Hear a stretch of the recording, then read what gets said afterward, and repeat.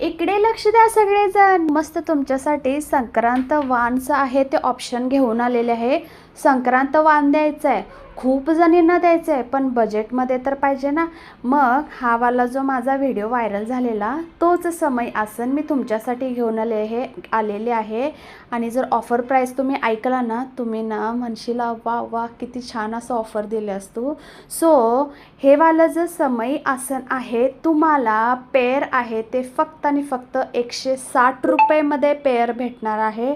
हो, you heard right, 160 रुपये pair असं हे समय आसन तुम्हाला भेटणार आहे.